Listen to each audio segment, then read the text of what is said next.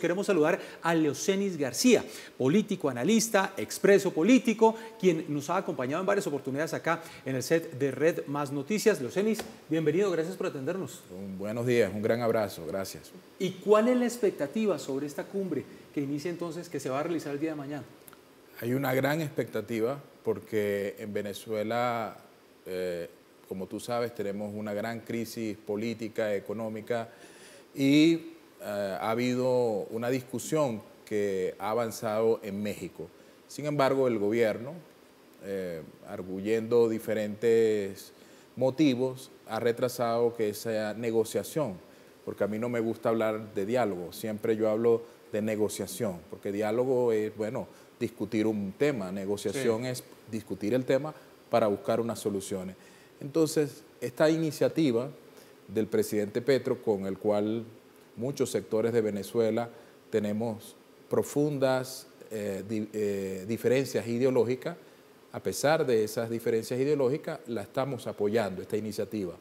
¿Por qué? Porque esta cumbre, donde van a participar diversas delegaciones de países del mundo, va a servir, o por lo menos esa es la intención que tenemos en la oposición, y así lo ha dejado claro una delegación que representa a toda la oposición venezolana, que ha estado reunida con el presidente Petro el pasado fin de semana. Perdón, yo lo interrumpo allí. ¿Es toda la oposición, realmente sectores de toda la oposición los que se reunieron por lo menos el sábado? Mira, en la oposición hay profundas divisiones, como es normal, pero todos los sectores razonables del país estamos de acuerdo que estas tres personas que están allí, yo esta mañana conversaba con Tomás Guanipa, también conversé con Gerardo, Stalin, son personas que tienen el respeto de los venezolanos y la confianza de los venezolanos para representar no solamente a la oposición, sino los intereses de todos los sectores del país. Porque lo que estamos discutiendo en Venezuela de fondo es que el modelo económico que se aplicó en Venezuela, el modelo colectivista, socialista, acabó con el país y convirtió a Venezuela, que era la Suiza de América Latina, ustedes lo recordarán los colombianos, en la Zimbabue del continente. Hoy Venezuela tiene una de las inflaciones más grandes del continente, tiene uno de los encajes legales obligatorios bancarios más grandes del mundo, y todo eso conspira contra la libertad económica, y sin libertad económica no hay libertad política. Claro. El tema de que en Venezuela no haya libertad política es consecuencia de la confiscación de la libertad económica producto del modelo socialista. Leocenis, nosotros entendemos entonces que ya se dio esa reunión el sábado por la noche, ya veíamos entonces algunos miembros de esa oposición, una oposición que también se lee en el resto del continente, que ha estado fragmentada, que llega algo así como debilitada, eso por un lado. En esta nueva cumbre se reúnen entonces 20 delegaciones de países de la Unión Europea, de Estados Unidos, por ejemplo, también presente, y no está en ningún momento pactada una conversación ni con la oposición ni con parte de la presidencia de Nicolás Maduro.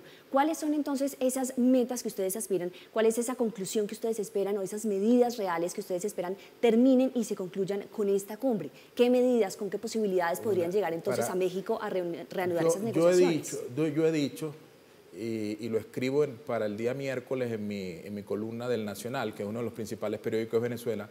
Yo digo que el presidente Petro está sirviendo de fiador.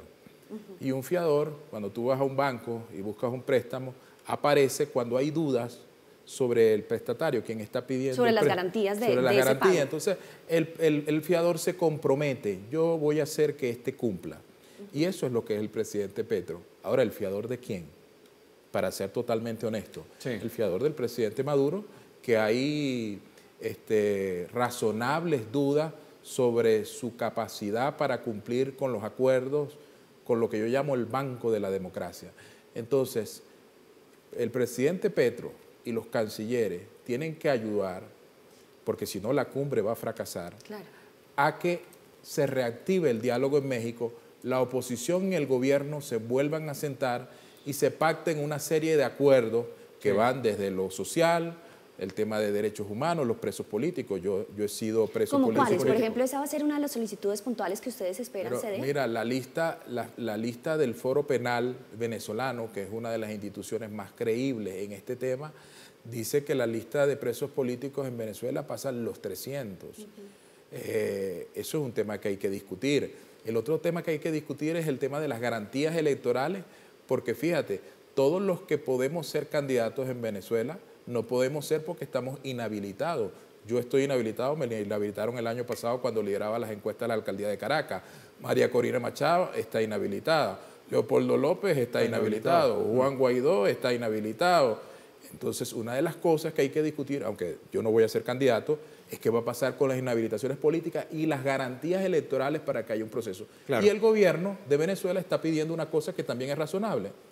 Está pidiendo, número uno, o tú tratas a Maduro como un político o lo tratas como un terrorista. Si te estás sentando con él a negociar, entonces lo estás tratando como un político, entonces no puedes tener un precio sobre la cabeza de él. Y se sabe que hay un precio sobre la cabeza de Maduro, eso es parte de las negociaciones.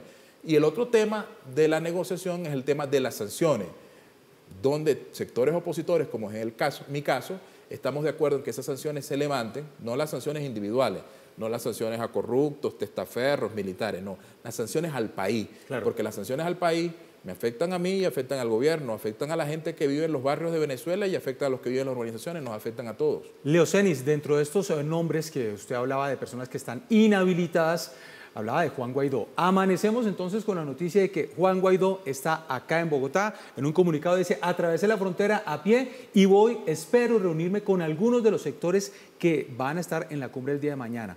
¿Esto cómo interfiere en esta cumbre?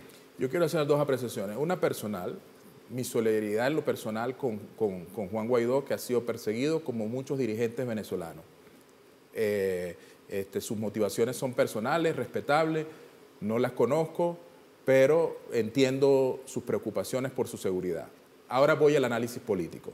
Desde el punto de vista político hay un acuerdo entre los cancilleres, entre Estados Unidos, que está en una mediación muy importante, el gobierno de Colombia y el gobierno de Venezuela, para que el día de la celebración de la cumbre, es decir, mañana, no haya actores ni del gobierno de Venezuela ni de la oposición. Entonces, cuando Juan Guaidó dice en un comunicado que él va a intentar que lo reciban algunos cancilleres, esto desde el punto de vista técnico y desde el punto de vista político es imposible. No lo pueden recibir porque estarían incumpliendo uno de los acuerdos. Por supuesto que esto crea un ruido dentro de la cumbre.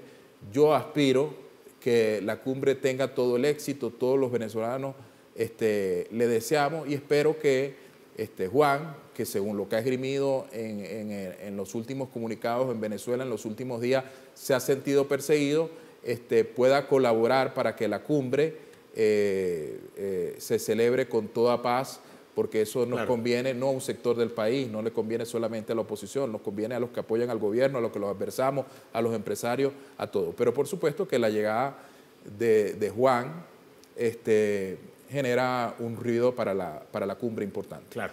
Pues estaremos entonces muy pendientes con esta cumbre. El día de mañana es Leocenis García, expreso político, analista. Leocenis, gracias por atendernos. Para sí o para no, ¿el chavismo sí va a salir del poder? El chavismo va a salir del poder de la única forma que se puede salir, como salió el gobierno de Pinochet, como salió la dictadura de Patricio Auli, como acabó el franquismo en España, que es con una negociación política. Y la negociación política siempre cedemos los opositores, cede el gobierno y tenemos que entender que tenemos que llegar a un proceso donde convivamos los dos. Leocenis, gracias por atendernos. Gracias a ustedes.